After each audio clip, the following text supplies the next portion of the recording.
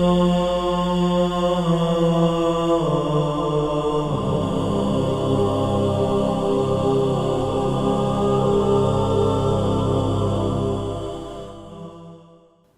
اللہ الرحمن الرحیم وبہ نستعین انہ خیر ناصر ومعین وصلی اللہ علی محمد وآلہ الطاہرین۔ پروردگار عالم آپ تمام عزیزان کی توفیقات خیر میں اضافہ فرمائے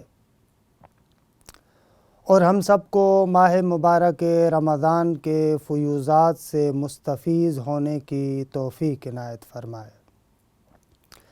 الحمدللہ ہماری گفتگو قرآن مجید کی مختلف خصوصیات، قرآن مجید کے مختلف شؤونات اور قرآن مجید کے بارے میں مختلف مباحث کے بیان میں تھی۔ قرآن مجید پروردگار عالم کی جانب سے ایک عظیم رحمت ہے، ایک عظیم نعمت ہے جو خداوند متعال نے بندے کو عطا کی ہے۔ اگر قرآن مجید کی نعمت ہونے کا اندازہ لگانا چاہیں تو حتیٰ سورہ رحمان کا جو آغاز ہوتا ہے، اگر ان ابتدائی 2-3 جملات پر توجہ کی جائے تو معلوم ہوتا ہے کہ قرآن مجید کتنی عظیم نعمت ہے۔ کہ بہرحال قرآن مجید میں سورہ رحمان خود ایک خوبصورت ترین سورہ ہے کہ جس کا آغاز پروردگار عالم یوں کرتا ہے، بسم اللہ الرحمن الرحیم، الرحمن علم القرآن خلق الانسان علمہ البیان۔ آغاز دیکھیں کتنا خوبصورت آغاز ہے۔ قرآن مجید کی ہر سورت کا آغاز بسم اللہ الرحمن الرحیم سے ہوتا ہے، سوائے سورہ توبہ کے کہ بہرحال وہاں پر بھی مختلف انظار اور نظریات ہیں کہ وہاں پر بسم اللہ کیوں نہیں ہے۔ بہت سارے لوگ کہتے ہیں کہ سورہ براءت کے اندر بسم اللہ اس لیے نہیں ہے کہ یہاں پر خدا کے غضب کا تذکرہ ہے، لیکن ظاہراً یہ توجیہ شاید اتنی مناسب نہ ہو، کیونکہ اگر قرار یہ ہے کہ جس سورت کا آغاز خدا کے غضب سے، پروردگار عالم کے غضب سے ہوتا ہو، تو پھر تو سورہ تبت یدا ابی لہب وتب، اس سورت کے آغاز میں بھی بسم اللہ کو نہیں ہونا چاہیے تھا، کیونکہ اس سورہ لہب کا آغاز بھی پروردگار عالم کے غضب سے ہو رہا ہے۔ آپ وہاں پر کیا کہتے ہیں؟ بسم اللہ الرحمن الرحیم تبت یدا ابی لہب وتب۔ اور یہاں پر بھی اگر سورہ براءت کے اندر بھی یہ غضب اور پروردگار عالم کے قہر کی بات ہو تو پھر تو اس جگہ پر بھی نہیں ہونا چاہیے، لیکن وہاں پر ہے، یہاں پر نہیں ہے۔ لہٰذا ضرورت اس امر کی ہے کہ اس بات پر بھی دوبارہ تأمل کیا جائے، غور کیا جائے کہ وہاں پر بسم اللہ الرحمن الرحیم کیوں نہیں ہے۔ بہرحال اس وادی میں نہیں جانا چاہ رہا، جو ان چند دقائق کے اندر باتیں آپ کی خدمت میں عرض کرنا چاہ رہا ہوں وہ یہ ہے کہ سورہ رحمان اس کا آغاز خود خوبصورت ترین آغاز ہے۔ آغاز میں بسم اللہ میں بھی رحمانیت خدا کا تذکرہ ہوا، رحیمیت خدا کا تذکرہ ہوا، لیکن پھر جیسے ہی سورت کا آغاز ہوتا ہے یہاں سے آغاز ہوتا ہے، الرحمن علم القرآن خلق الانسان، کہ رحمان سے آغاز ہو رہا ہے۔ پروردگار عالم اپنی رحمانیت کا جلوہ اس سورت کے اندر کر رہا ہے۔ ہر سورت کے اندر خدا کی رحمانیت اور رحیمیت کا جلوہ ہے، لیکن یہاں پر خصوصیت سے آغاز ہو رہا ہے الرحمن علم القرآن، کہ بہرحال اس سورت کا اپنا انداز ہے کہ مختلف نعمتوں کا تذکرہ کرتے ہوئے پروردگار عالم ہمارے ذہنوں کو جھنجھوڑتے ہوئے فرماتا ہے فَبِأَيِّ آلَاءِ رَبِّكُمَا تُكَذِّبَانِ۔ اور مزے کی بات یہ ہے کہ اس صورت کے اندر جب خداوند متعال جہنم کا تذکرہ کرتا ہے، دوزخ کا تذکرہ کرتا ہے، عذاب کا تذکرہ کرتا ہے، اس کے بعد بھی پروردگار عالم یہ فرماتا ہے فَبِأَيِّ آلَاءِ رَبِّكُمَا تُكَذِّبَانِ۔ عجیب ہے کہ خداوند متعال اس جہنم کو، خداوند متعال اس دوزخ کو بھی اپنی رحمانیت کا ایک جلوہ قرار دے رہا ہے۔ یعنی واقعاً ایسے ہے کہ پروردگار عالم کا عذاب بھی اس کی رحمت سے نشأت پاتا ہے۔ یہ جو آپ جملہ سنتے ہیں کہ سبقت رحمتہ غضبہ، بہت سارے لوگ اس کا ترجمہ کرتے ہیں کہ خدا کی جو رحمت ہے اس کے غضب سے زیادہ ہے۔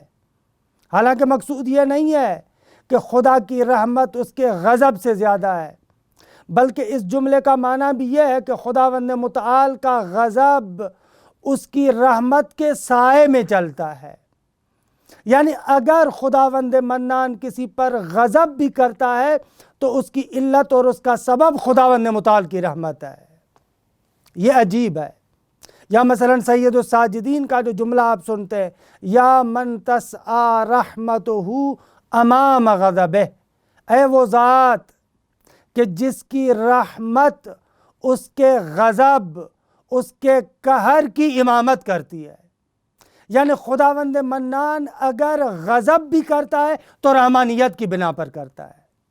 یہ نہایت عجیب ہے اور خوبصورت ترین معارف میں سے ایک نکتہ ہے کہ خداوند متعال جو غضب کرتا ہے وہ رحمت سے نشأت پاتا ہے، کیونکہ وہ رحمت کرنا چاہتا ہے لہٰذا بعض موارد کے اندر غضب بھی کرتا ہے۔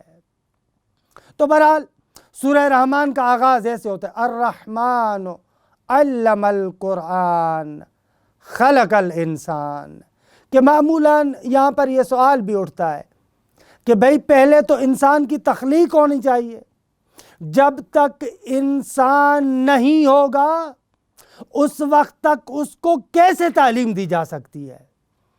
لیکن یہاں پر سورت میں آغاز میں قرآن کی تعلیم کا تذکرہ ہے اور اس کے بعد انسان کی تخلیق کا تذکرہ ہے۔ کیا ہے یہ؟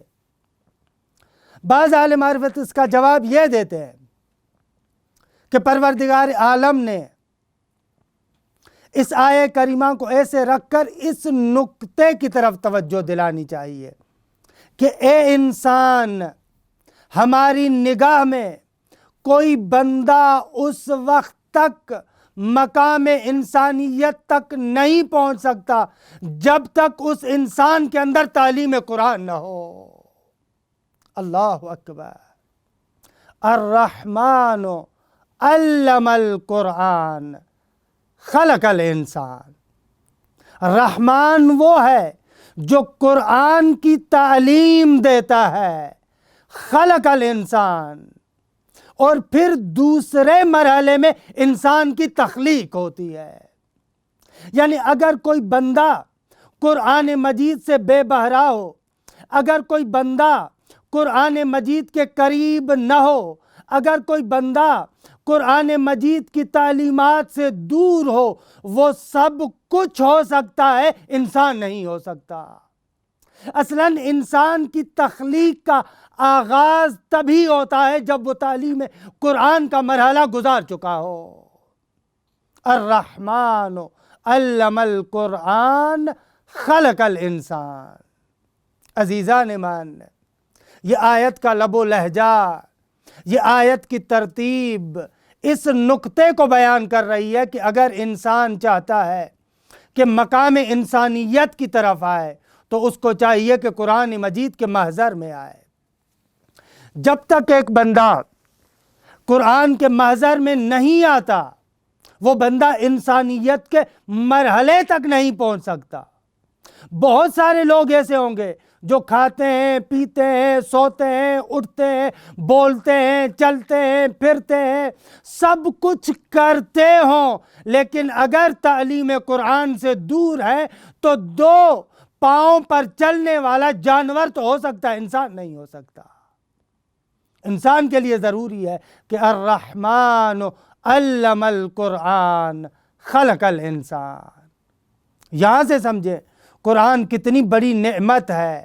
قرآن ایسی عظیم نعمت ہے جس نعمت کے محابے انسان بنتا ہے، وگرنہ شکل تو انسان کی ہوگی لیکن حقیقت میں وہ جانور ہوگا. کہ امیر المؤمنین فرماتے ہیں بہت سارے لوگ ایسے ہیں کہ وَقَلْبُهُ وَصُورَتُهُ صُورَةُ إِنسَانٍ وَقَلْبُهُ قَلْبُ حَيْوَانٍ وَذَلِكَ مَيِّتُ الْأَحْيَاءِ. بہت سارے لوگ ایسے ہیں جن کی شکل و صورت تو انسان جیسی ہے لیکن ان کا قلب، ان کی حقیقت، ان کی جان، ان کا باطن حیوان والا ہے. ایسے بندے ذَلِكَ مَيِّتُ الْأَحْيَاءِ، یہ بندے چلتے پھرتے لاشیں ہیں، تم ان کو زندہ کہتے ہو، لیکن امیر المؤمنین کی نگاہ میں یہ مردہ انسان ہے.